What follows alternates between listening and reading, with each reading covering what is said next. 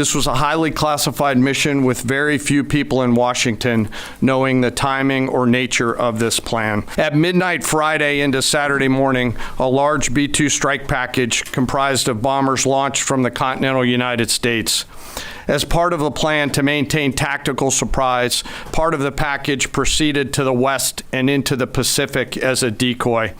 The main strike package, comprised of 7 B-2 Spirit bombers, each with 2 crew members, proceeded quietly to the east. Once over land, the B-2s linked up with escort and support aircraft in a complex, tightly timed maneuver requiring exact synchronization across multiple platforms in a narrow piece of airspace.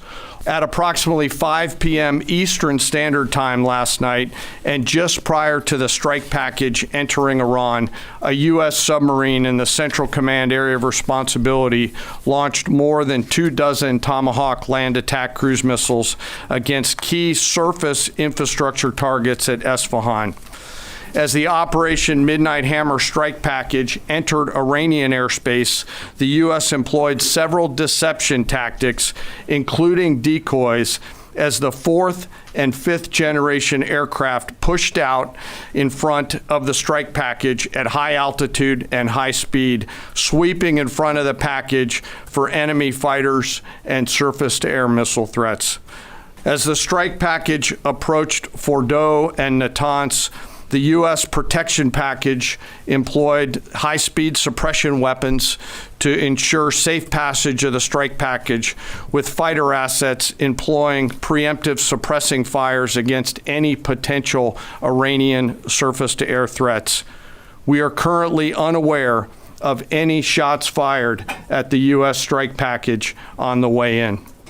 At approximately 6:40 p.m. Eastern Standard Time, 2:10 a.m. Iran time, the lead B-2 dropped 2 GBU-57 massive ordnance penetrator weapons on the first of several aim points at Fordow.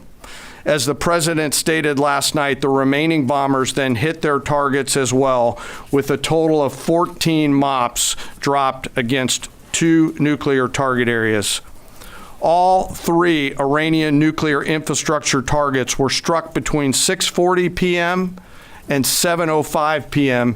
Eastern Time. Again, that's about 2:10 in the morning local time in Iran, with the Tomahawk missiles being the last to strike at Isfahan to ensure we retain the element of surprise throughout the operation.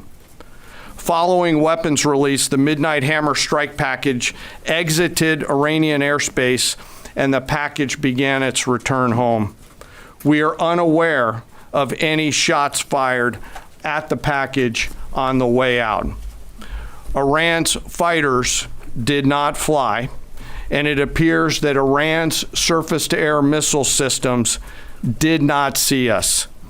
Throughout the mission, we retained the element of surprise. In total, U.S. forces employed approximately 75 precision-guided weapons during this operation. This included, as the president stated last night, 14 30,000-pound GBU-57 massive ordnance penetrators, marking the first ever operational use of this weapon. Our forces remain on high alert and are fully postured to respond to any Iranian retaliation or proxy attacks, which would be an incredibly poor choice. We will defend ourselves. The safety of our service members and civilians remains our highest priority.